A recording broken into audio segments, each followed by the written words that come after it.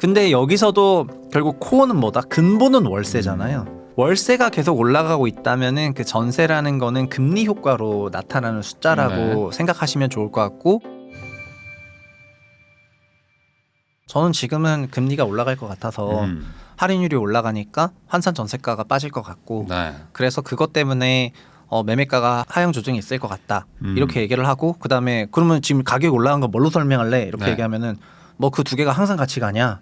그래서 장기적으로 보면은 그 두 개가 따로 갔었던 때가 있다. 그래서 그럼 뭐 집은 뭐 언제 사야 되냐 이렇게 얘기해 본다면은 제가 마지막으로 준비한 차트를 보여드리겠습니다. 이거를 샘플을 보면서 보면 좋을 것 같아서 제일 그 사람들의 워너비 중에 하나인 잠실 엘스를 33페이지를 한번 봐보면 좋을 것 같습니다.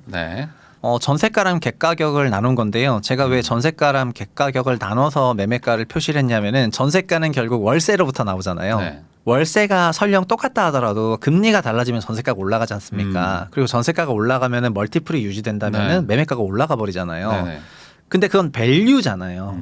가격은 아니거든요. 가격은 사람들이 진짜 실제 그렇게 거래해야지 올라가는 거니까 여기서 드리고 싶은 얘기는 이거예요. 2012년부터 한 2016년까지 보시면은 요 사이. 여기 잠실 엘스 33페이지 전세가 4억 원대 후반에서부터 8억까지 쫙 올라가요. 근데 저때 월세 순지출이 늘었냐? 그건 아닙니다. 금리가 내려가면서 전세가 이렇게 좀 올라갔거든요. 근데 매매가 안 올라가요. 그러니까 그때는. 올라가긴 하지만 덜 올라가죠. 근데 상식적으로 봤을 때 아까 말씀드린 것처럼 서울은 지금 멀티플이 잠실 같은 지역은 1.9배에서 2.0배를 받는 그런 지역인데 매매가가 아직 전세가에 그만큼 아직 안 되는 구간이잖아요. 소위 말하는 전세랑 매매가 붙어버리는 구간. 네, 준데 붙어버리는 구간인데, 근데 여기서 전세를 저는 기업으로 치면 이익이라고 말하고 싶고, 매매가는 주가라고 생각하면 될 것 같은데. 영업이익과 주가가 따로 놀 수도 있죠. 네, 그렇죠. 그러니까 주가는 안 움직이는데 기업 이익은 올라가고 있어요. 그럼 이때는 사야 되는 자리잖아요. 사야죠. 근데 이게 사야 되는 자리가 되게 길었습니다. 제가 이거를 3개월 줬다, 6개월 줬다 이게 아니고. 긴 시계를 보면은 거의 한 5년 이상을 줬어요. 5년 이상을 이 동네를 사라고 메시지가 되게 많이 나왔었는데, 저때 사람들이 어쨌든 매년 꾸준히 거래했으니까요. 근데 그 이후에는 어떤 현상이 일어나냐면은 전세 가격은 거의 고정인데 이제 매매가만 올라가기 시작을 해요. 전세가 고정해서 매매가만 올라가기 시작하면은 그럼 여기는 사야 되는 자리예요. 뭐 정리해야 되는 자리예요. 이거요? 뭐 이쯤에 산 분들은 가지고 가야 되는 거고 이쯤에 사기는 좀 애매한 역시 거고. 그렇죠. 역시 프로는 다르네. 이거는 가치 평가를 해야 되는 거예요. 근데 예전에는 이런 가치 평가가 몇 배까지 적합한지 기준이 좀 없었다면, 그런 게 좀 없었을 수 있죠. 저는 이제는 그 할인율을 통해서 이 동네는 몇 배까지는 뭐 역사상으로 받았던 지역인데 지금 이거는 좀 선 넘었다 이렇게 말할 수가 있게 됐다는 거예요.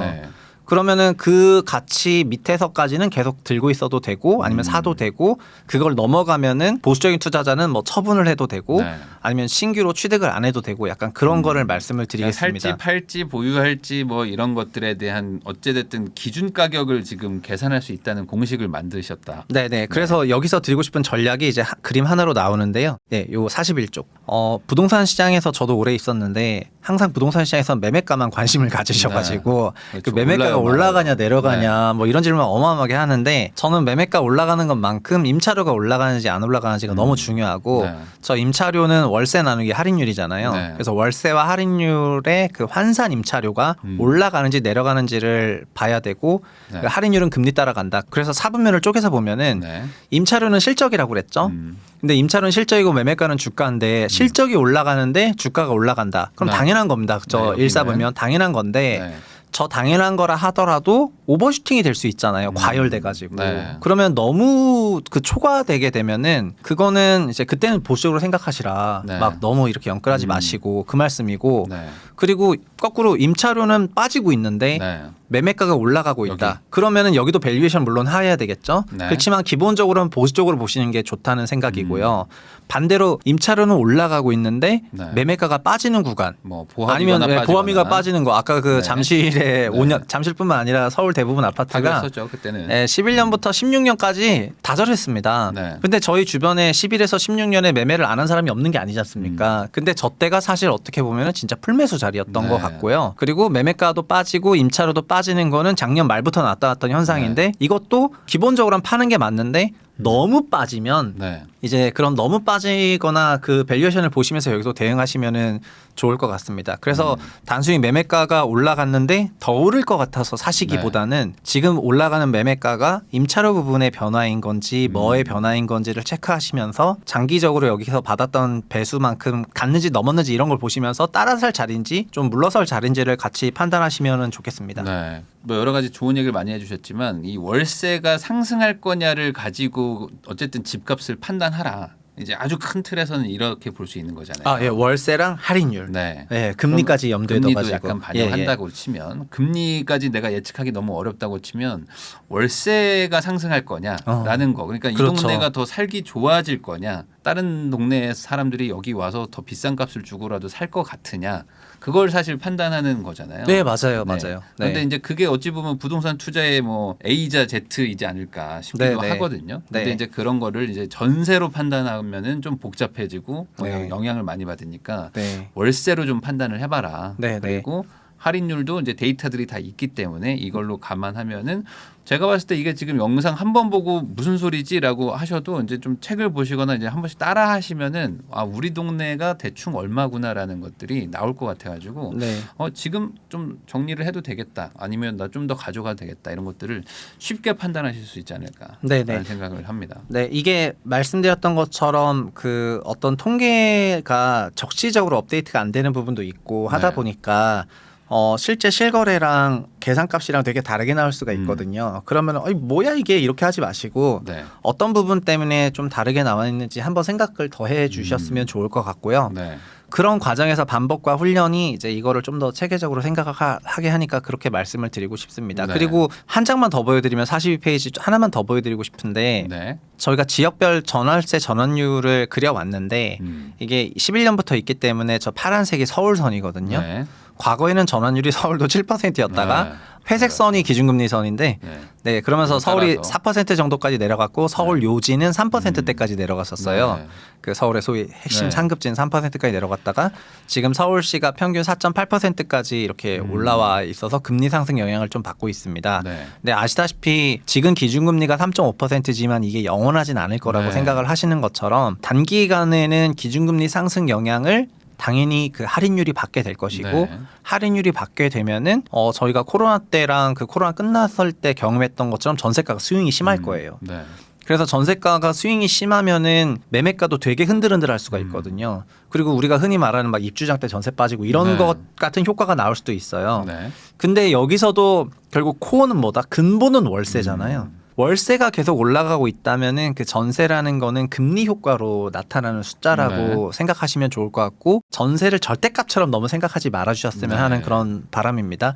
그리고 우리가 이 방송을 보신 분들은 저거를 잘 뭐 기회로 활용하시면 좋을 수도 있겠다는 그런 생각이 조금 들고요. 네. 그래서 이거 특히 이제 좀 지방 같은데 지금 다들 관심 없어하는 데들이 보통 이렇게 눌리잖아요. 보통 네네. 이게 매매랑 전세가 또 붙어버리기도 하고 막 하는 것들 보면은 그러니까 막 인기 있는 지역이라기보다는 좀 인기가 좀 상대적으로 떨어졌다거나 좀 약간 불안하다고 하는 지역들을 한번 체크를 한번 해보시면은 그런 데는 생각보다 밸류 대비 좀 가격이 많이 내려가 있다. 뭐 이런 것들도 좀 찾아보실 수 있을 것 같고 그런 면에서 좀 재밌을 것 같습니다. 그러면 하나 마지막으로 제가 궁금한 거는 딱 밸류를 계산을 했어요. 그랬는데 실거래도 적정한 그 비슷하게 지금 막 거래가 되고 있는 거예요. 아까 네네. 우리가 봤던 것처럼. 네. 그러면 이거를 이제 좀 단순화해 주셔야지 이해를 네. 해 주셨으니까 그 정도면 이게 내가 이래저래 계산해 봤는데 이게 비슷하다 그러면 사도 된다. 그럼요. 네. 네네. 그 정도는. 네네. 네. 내가 막 저는 너무 낮게 되도록이면은 살려고 하지 말고. 뭐 밸류 선에서 뭐 1,000만 원이든 2,000만 원이든 깎으면 제가 볼 때 채값에 1,000배는 번다고 생각해서 네. 그렇게 이제 계산을 한번 하시면서 어쨌든 밸류선 나왔다면은 내가 사야 되는 가격이 미치면 사는 게 맞다 생각하고요. 사실은 여기 오늘 제가 여러 번 샘플링 했던 그런 단지들 중에서도 지인들이 저한테 물어본 적이 있었는데 네.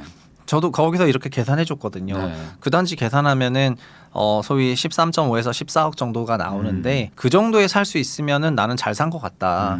그래서 주택 가격이 하락하는 그 하락 전망과 무관하게 네. 우리가 이제 너무 가격에 예민해지다 보면은 네. 내려갈 것 같으면 안 사게 되고 네. 올라갈 것 같으면은 막 무조건 따라 사게 되면서 좀 고점 잡거나 저점에 팔아버리거나 이럴 네. 수가 있는데 그래서 가격 의존적 생각보다는 그 가격과 가치를 같이 보시면 매우 전략적인 의사 판단 되니까 이거를 쓰시면 될 것 같습니다. 네. 네. 그러니까 이게 뭐 그 당연히 가치보다 더 낮은 가격에 사는 게 당연히 뭐 유리하겠죠. 그렇죠. 좋겠지만 그렇죠. 뭐 그것만을 기다리고 있으라는 얘기는 아니고요. 이게 이제 내가 사고 싶은 집을 가치 평가를 한번 해봐가지고 내 의사 결정을 할 때 도움을 받아라.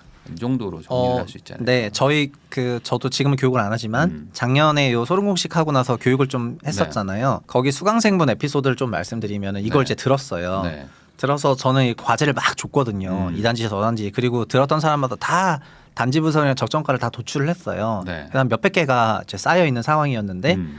자기가 살고 싶은 아파트가 있었을 거 네. 아니에요. 그렇죠. 그래서 계산해 보니까 밸류보다 그 아파트 시세가 살짝 높았어요. 네. 그런데 여기서 자기가 이제 그렇게 말씀하시더라고요. 이게 높은 거라고 계산됐는데 높은 거 알고라도 이제 자기는 사고 싶다. 종전에는 이게 높은지 낮은지도 몰랐는데 네. 이게 그냥 살짝 높구나.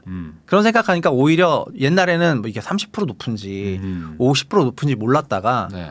그냥 한 10% 높은 거였구나라고 딱 생각이 드니까 자기는 그냥 사고 싶더라는 거예요. 그 정도는 내가 감수할 수 있다면. 맞아요. 그래서 그런 말씀을 하시고 저도 뭐라고 했냐면은 뭐 아파트 가격이라는 게 월세 따라가고 할인율 따라가고 멀티플 따라가니까 추가적으로 어떤 위아래 변동 요인이 뭔지 생각하고 그런 변동했을 때 어디까지 어떻게 변했을지 또 염두에 두신 다음에 네.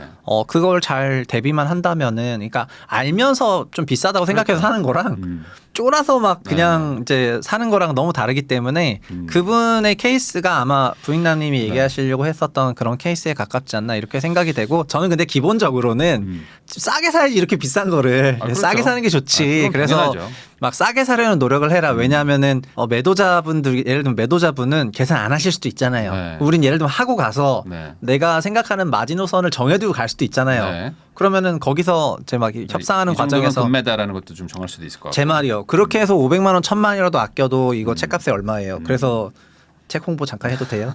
하십시오.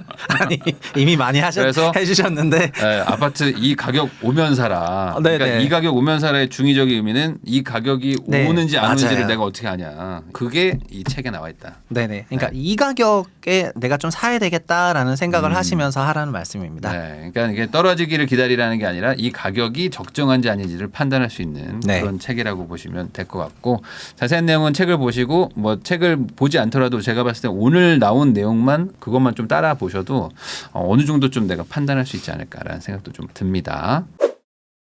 최상욱 작가님을 모시고 이제 아파트 가격을 어떻게 판단할 수 있는지 그 가치 평가법을 한번 배워봤습니다. 우리 시청자 여러분들도 이제 요즘 집 살려고 하는 분들 또 반대로 집을 팔려고 하는 분들도 많을 텐데 이걸 판단을 하셔가지고 이제 매도 매수를 결정하시면 될 것 같습니다. 지금까지 부익남 TV의 부익남이었고요. 시청해주신 여러분들한테 다시 한번 감사하다는 말씀 전하면서 저도 최상욱 작가님과 인사 나누도록 하겠습니다. 작가님 오늘 나오셔서 감사드립니다. 네, 감사합니다.